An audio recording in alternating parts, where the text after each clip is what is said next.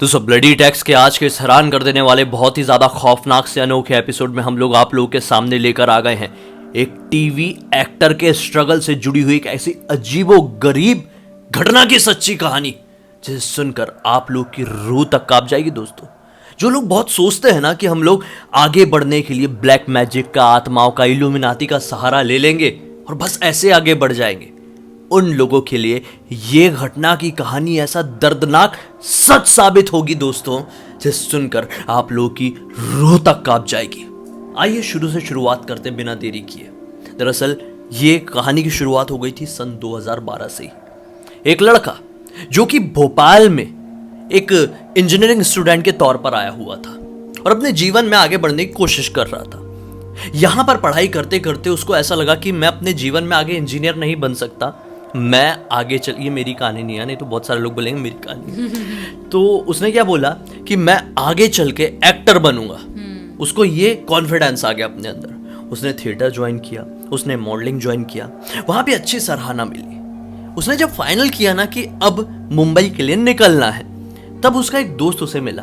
उसने बोला कि भाई मुंबई जाने से पहले ना मैं तुझे एक ज्योतिषी के पास ले चलता हूँ। ये एक ऐसे एस्ट्रोलॉजर है, एक ऐसे ज्योतिषी हैं जो कि जो भी बोलते हैं ना वो बिल्कुल सटीक साबित होता है। उनकी कही कोई भी बात आज तक मेरे लिए तो गलत साबित नहीं हुई है और इनफैक्ट वो 1 रुपए तक का चढ़ावा नहीं लेते हैं। ये बोलता है यार कमाल है, चलो चल के देखते हैं ऐसा कौन है जो बिना पैसों के ऐसा काम कर रहा है। अगर बिना पैसों के ऐसा काम कर रहा है तो पॉसिबिलिटी है कि उसकी बातों में शायद कोई सच्चाई होगी, जेन्युइन होगा। ये चले जाता है।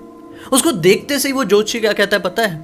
तो अपने जीवन में बहुत आगे बढ़ेगा, अपने जीवन में तू तरक्कियों की बहुत सारी सीढ़ियां चढ़ेगा, तू जो चाहेगा ना वो तुझे मिलेगा। बोल क्या चाहता है तू, क्या सपना है तेरी आंखों में? बोलता है कि मैं एक्टर बनना चाहता हूँ। बोलता है बिल्कुल तू बनेगा, कोई नहीं रोक सकता इस दुनिया में, तुझे एक अच्छा एक्टर बनने से कोई नहीं रोक सकता। जा निकल जा मुंबई, आशीर्वाद है मेरा। वो खुश हो जाता है यार। वो जल्दी से घर पे बात करता है और घर वाले भी तैयार थे, ग्रेजुएशन अब कंप्लीट हो चुकी थी। ये बात आ गई थी सन 2016 में, 4 साल की ग्रेजुएशन थी ना भाई। 2016 में बात हो गई, डन हो गया, मुंबई के लिए निकल गया। मुंबई आया, यहां पर उसकी मुलाकात उसके एक स्कूल के दोस्त से हो गई। दरअसल उसका जो बचपन का क्लास 5th तक उसके साथ पढ़ता था, वो भी बचपन में ऐसा बोला करता था मैं बड़े होके हीरो बनूंगा, बड़े होके हीरो बनूंगा। ये भी कुछ ना कहीं सोचा करता था। उसकी कोइंसिडेंटली मुंबई में उससे मुलाकात हो गई। उसने क्या बोला कि भाई मैं ना रूम ढूंढने की जुगाड़ में हूँ। उस लड़के का नाम था साकेत। इसका क्या नाम था मेन किरदार का, वो नाम आपसे छुपाना पड़ेगा, रीजन आपको समझ में आएगा कि क्यों छुपा रहा हूँ। तो साकेत क्या बोलता है कि भाई मैं एक रूम की तलाश कर रहा हूँ, लेकिन ना यहाँ पे रूम्स बड़े महंगे रहते, मैं अकेला नहीं रह सकता, तो बोल तू क्या मेरे साथ शिफ्ट होगा? तो साकेत को अपना हीरो क्या बोलता है, इसका नाम हम क्या रख दें, नितिन रख देते हैं। नितिन बोलता है कि ठीक है यार हम साथ में रहते हैं। इन लोग सर्च करना शुरू कर देते हैं और इनको एक 1 रूम किचन का फ्लैट मिल जाता है मलाड एरिया में। ये लोग वहां पर रहने लगते हैं। रेंट कम था, काफी हंसी खुशी रह रहे थे। काफी समय तक स्ट्रगल किए, लेकिन काम है कि मिल ही नहीं रहा था। थक गए, स्ट्रगल थोड़ा लंबा चला इनका, परेशान हो गए। अब जो साकेत था बोलता है कि यार मैं यहां पर नहीं रहना चाहता, यहां पर ना मुझे नेगेटिव वाइब्स आती हैं, यहाँ पर मुझे काम भी नहीं मिल रहा, मैं कहीं और शिफ्ट हो रहा हूँ, मैं अंधेरी में जाकर शिफ्ट हो रहा हूँ, ऑडिशन के जो प्लेसेस हैं मुझे पास में पड़ेंगे। तो साकेत वहाँ से शिफ्ट कर लेता है, लेकिन अपना ये हीरो नितिन ये शिफ्ट नहीं करता है। ये बोलता है कि यार यहाँ पर रेंट बहुत कम है, मैं कोई और पीजी ढूंढ लेता हूँ, लेकिन यहीं पर रहूँगा, अंधेरी रहने जाऊँगा तो जितना मुझे यहाँ पर 1 पर्सन को देना पड़ रहा है, मतलब 2 पर्सन को मिलाकर देना पड़ रहा है हमको, उतना वहाँ पे 1 पर्सन को देना पड़ जाएगा मुझे। तो मतलब मुझे बहुत ज़्यादा महंगा पड़ जाएगा, इसलिए मैं वहाँ जाता नहीं हूँ। तो ये वहाँ पर रह रहा है। अब जो साकेत था ना, वो जैसे अंधेरी में शिफ्ट हुआ, उसको कोइंसिडेंटली काम मिल गया। काम अच्छा था, टीवी में दिखने वाला था, नॉन सीरियल में एक अच्छा खासा कैमियो मिल गया। ये नितिन परेशान हो गया यार, बोला ये तो इसके पास इतनी अच्छी हाइट, इतनी अच्छी हेल्थ वगैरह कुछ नहीं है, दुबला पतला भी है और कुछ ऐसे खास एक्टिंग भी नहीं करता है। मेरे पास तो सब कुछ है, मैं हाइटेड हूँ, मेरी हेल्थ अच्छी, बॉडी वॉडी बनाया हुआ हूँ, मुझे काम क्यों नहीं मिला? उसको कैसे मिल गया? जेलसी। दूसरा कैमियो भी उसको मिल गया, तीसरा कैमियो भी, मतलब बैक टू बैक काम। एक काम खत्म हुआ दूसरे का कॉल, दूसरा काम खत्म हुआ तीसरे का कॉल, लगातार काम पे काम। और सिचुएशन ऐसी आ गई कि उसने खरीद लिया कार, जो कि शेयरिंग में 1 RK में रहता था, वो अब 2 BHK में रहने लगा। साकेत की मैं बात कर रहा हूँ। तो नितिन बड़ा परेशान कि मैं यहाँ पे 1 RK की शेयरिंग रूम से नहीं निकल पा रहा हूँ, वो 2 BHK में अंधेरी में रह रहा है और कार से ऑडिशन और मीटिंग के लिए जाता है। इनफैक्ट अब उसको ऑडिशन देने की जरूरत भी नहीं पड़ती है, क्योंकि इतना ऑलरेडी काम कर चुका है। हालांकि वो मेन हीरो नहीं बना था, लेकिन लगातार काम कर रहा था। तो ये चीज से नितिन को बड़ा टेंशन हो जाता है और नितिन ना आखिरकार ये डिसाइड कर लेता है कि मैं इस वाले रूम को छोड़कर कहीं निकल जाता हूँ, क्योंकि शायद उसकी बात में सच्चाई थी। इस रूम में निगेटिविटी है, इस रूम की वजह से मुझे काम नहीं मिल रहा है। और ऐसा होता है, कई बार आप नेगेटिव जगहों में रहो तो आपकी लाइफ में भी नेगेटिव असर जाता है। तो इसने फैसला सही लिया, इसने अपना रूम शिफ्ट किया और रूम शिफ्ट करके ये मलाड में ही एक दूसरे घर में जाकर, जो कि उसका रूममेट था भी, प्रेजेंट वाला रूममेट, उसके साथ एक नया फ्लैट ले लिया। अब शिफ्टिंग का काम दिन भर से चालू था, इसी वजह से उसे रात में सोने में देर होने लगती है और लगभग 1:30 बजते हैं। 1:30 बजे उसके मोबाइल की घंटी बजती है। फोन देखता है, ये तो वही नंबर है जो मुझे पिछले 1 महीने से आ रहा है, ये सोचता है। अब कट टू, ये कौन सा नंबर था मैं आप लोगों को बताता हूं। दरअसल पिछले 1 महीने से लगातार रात के 1 से 1:30 बजे के बीच में इसके मोबाइल में एक फोन आता था, लेकिन अक्सर ये 1 से 1:30 बजे के आसपास गहरी नींद में होता था, इसलिए या तो ये फोन को काट दिया करता था या तो ये उठाता ही नहीं था, साइलेंट कर देता था। लेकिन पिछले 1 महीने से कंटिन्यूअसली इसको उसी टाइम पीरियड में फोन आ रहा था। आज ये जाग रहा था क्योंकि आज इसकी रूम शिफ्टिंग हुई थी, इसलिए इसने देखा जागते हुए और बोला आज बात करके देखता हूँ, 1 महीने से ये फोन कर रही है कौन। अगले दिन सुबह उठता था ना तो ये भूल जाता था। लेकिन आज इसको सामने फोन दिखा, इसने उठाया। फोन उठाते से ही बोला फोन मत काटना। सामने वाला क्या बोलता है, फोन मत काटना, मैं तुम्हारा शुभ चिंतक बोल रहा हूं। मुझे पता है कि तुम अपने जीवन में कैसी कैसी स्थितियों से गुजर रहे हो। फाइनेंशियल कंडीशन बहुत ज़्यादा ख़राब है, घर से पैसे नहीं मिलते हैं, कोई हेल्प नहीं कर रहा है और साथ ही साथ फिल्म इंडस्ट्री में तो बिल्कुल भी फूटी कौड़ी का काम नहीं मिल रहा है। अगर तुम्हें आगे बढ़ना है ना, एक तरीका बताता हूँ जिसकी वजह से तुम आगे बढ़ सकते हो, चाहे वो कोई भी हो, कोई डायरेक्टर, कोई प्रोड्यूसर, कोई कास्टिंग वाला, कोई प्रोडक्शन वाला, उसकी फोटो लेकर मुझे मीरा रोड कब्रिस्तान के पास रात में एग्जैक्ट 12 बजे नेक्स्ट संडे को मिलो। मैं गारंटी बता रहा हूँ तुम्हारा जीवन बदल के रख दूंगा। ये बोलता है कि अरे यार देखिए, मैं आप जैसे लोगों ना बहुत अच्छे से जानता हूँ, आप लोग ना ये सब काम करके पैसे ऐंठते हो। हम जैसे मासूम लोगों से आप पैसे लेते हो, पैसे नहीं रहे तो चाकू बंदूक दिखा के आप हमसे हमारी चीजें छीन लोगे।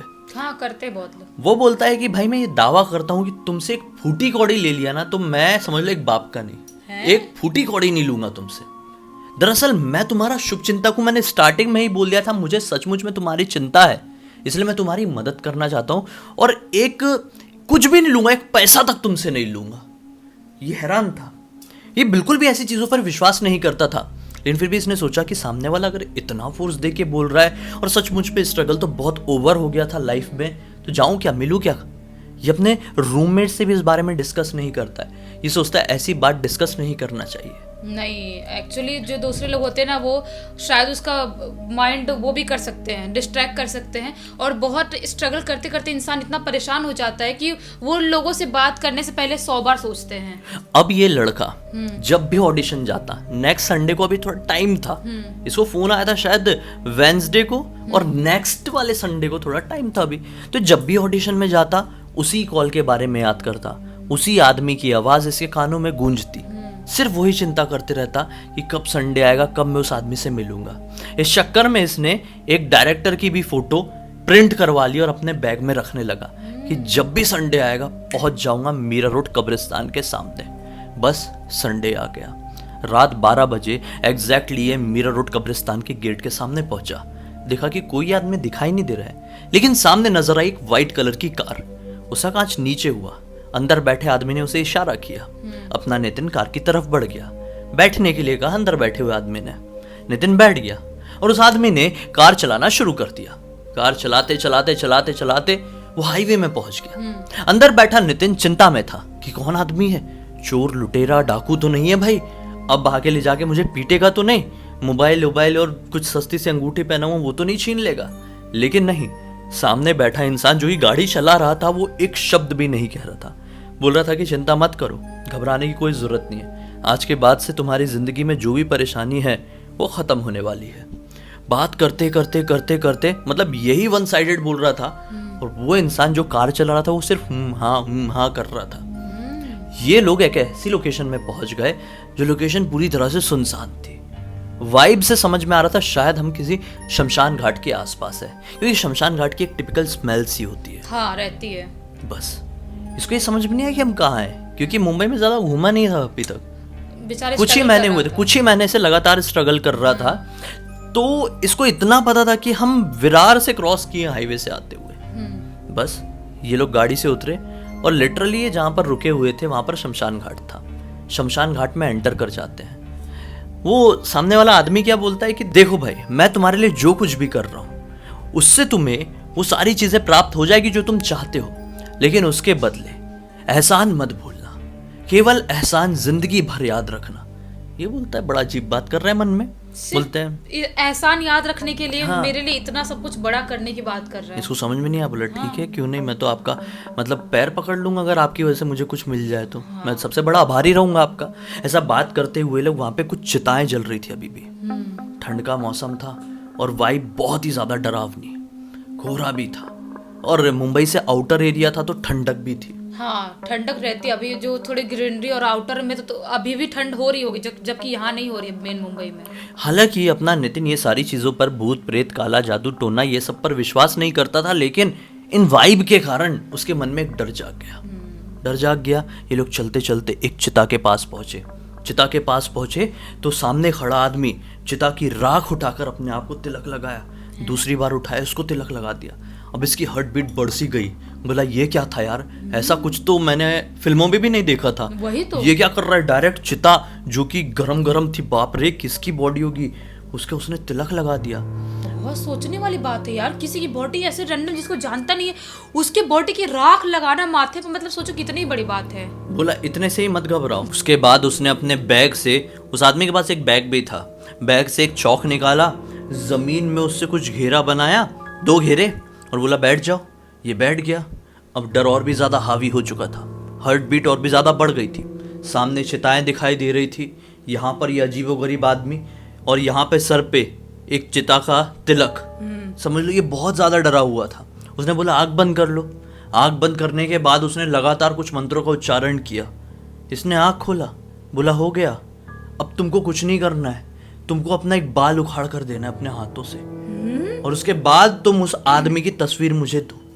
इसने बाल उखाड़ा, आदमी की तस्वीर, वो डायरेक्टर की तस्वीर जो ये प्रिंट करवा के रखा था अपने नितिन ने, वो दिया, और इसने उस तस्वीर में उस बाल को ऐसा मतलब घुचड़ मुचड़ किया और सामने जो चिता जल रही थी उसमें डाल दिया।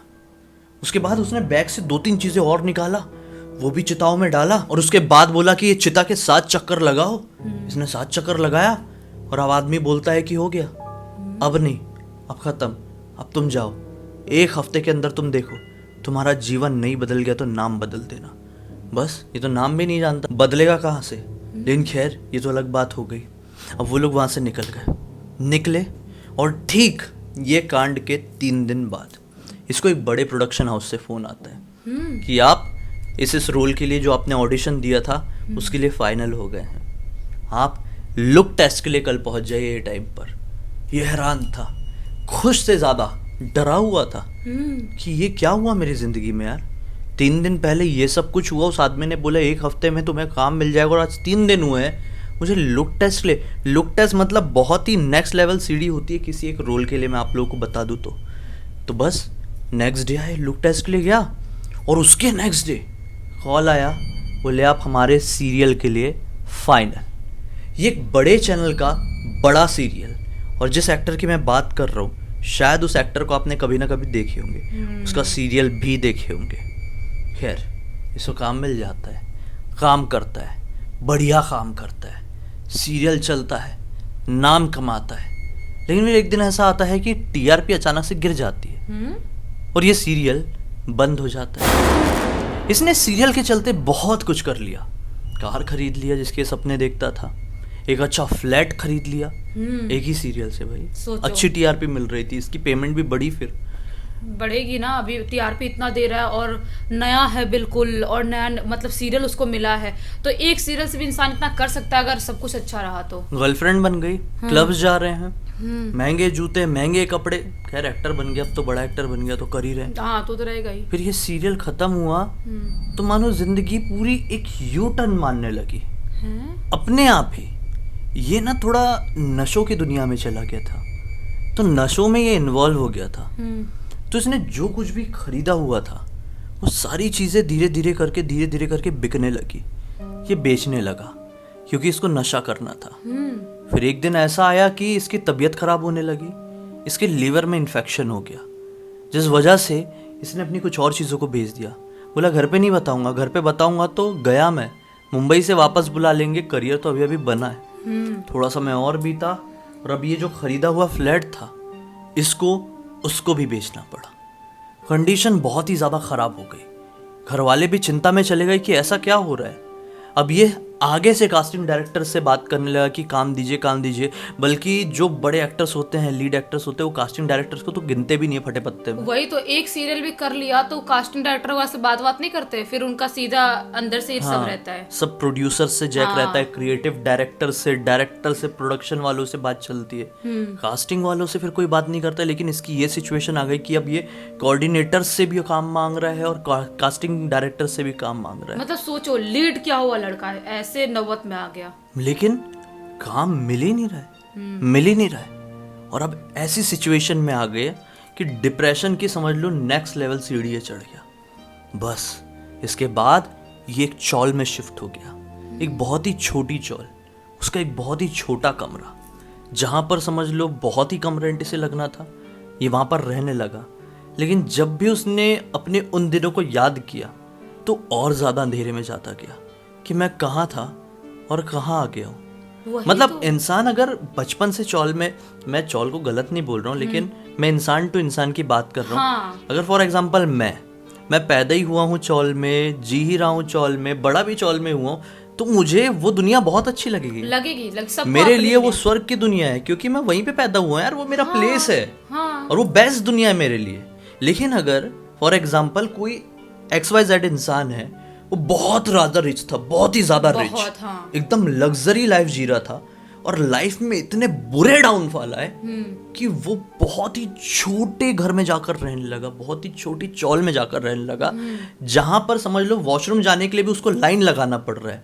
सुनने में नॉर्मल साउंड कर रहा है, लेकिन ऐसी सिचुएशन किसी के साथ आ गई तो कितने डिप्रेशन में जाएगा। वही तो, जो इतने बड़े लेवल का एक्टर हुआ, जो जिसका नाम था, सब उसका नाम जानते थे, उसके शोज को इतना पसंद करते थे, और वो लड़का ऐसे सिचुएशन में पहुंच गया और अचानक से इतना ऊपर था, अचानक से इतना डाउन हो गया, तो फिर सोचो उसकी लाइफ में क्या बीत रही होगी। बहुत खराब कंडीशन हुई। हाँ। और ये जो लॉकडाउन आया, लॉकडाउन में उसने फैसला ले लिया कि मैं अब और आगे नहीं समझ पाऊंगा इस शहर को, और वो चला गया मुंबई छोड़ के हमेशा के लिए अपने गांव।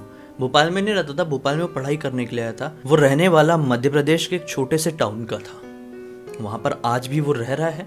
मेरे वीडियोस उसने देखा, पहले देखा था कि नहीं मालूम, लेकिन अभी देखा। उसने अपनी पूरी कहानी मुझे लिख कर भेजा और उसने रिक्वेस्ट किया कि मैं ना ही उसके सीरियल का नाम लूँ, ना ही चैनल का, और ना ही उस बंदे का नाम लूँ। इससे काफ़ी सारी परेशानियाँ उसकी लाइफ में क्रिएट हो सकती है। इसलिए मैंने सोचा कि उसके नाम को बदल के मैं नितिन रख दूं, और उसका जो दूसरा दोस्त था उसका नाम कोई फर्क भी नहीं पड़ता, साकेत नाम ही था उसका। एक्चुअली देखा जाए तो बहुत सारे एक्टर हैं जो ऐसी चीजें करके आज भी इंडस्ट्री में रुके हुए हैं। सबसे बड़ी बात, एक बात तो मैं बताना भूल ही गया कि वो जो डायरेक्टर जिसकी फोटो वोटो उस आदमी को दिया था ना, वो डायरेक्टर की मौत हो गई। जो उसने कांड किया था उसके ठीक 2 महीने बाद उस डायरेक्टर की संदिग्ध तरह से मौत हो गई। जांच हुई तो बोला कि हार्ट अटैक आया है, लेकिन उस डायरेक्टर की उम्र कम थी, अभी वो उम्र नहीं थी कि उसके साथ ऐसा हो जाए। मतलब सोचो क्या क्या नहीं हो जाता है लोगों के साथ। और इसको भी वैसे क्या ही मिल गया, एक शो किया और उसके बाद आखिर गांव में जाके रहना पड़ा। इसीलिए बेटर है कि आप कम काम करो जिंदगी में, लेकिन आप आगे बढ़ो, लेकिन आराम से बढ़ो। रातों रात आप आगे बढ़ जाते हो, एकदम क्या बोलते हैं, बुलंदी पे पहुंच जाते हो, अपने सपने एकदम पूरा हो जाता है, और अचानक से आपका सपना टूटता है और सब कुछ आपसे छीन लिया जाता है, तो फिर सोचो क्या ही फील होगा उसको। लेकिन आज भी बहुत सारे लोग काम कर रहे हैं इंडस्ट्री में, सीरियल में भी हैं, फिल्मों में भी है, जो वैसी चीजों को ज्वाइन किए हुए हैं।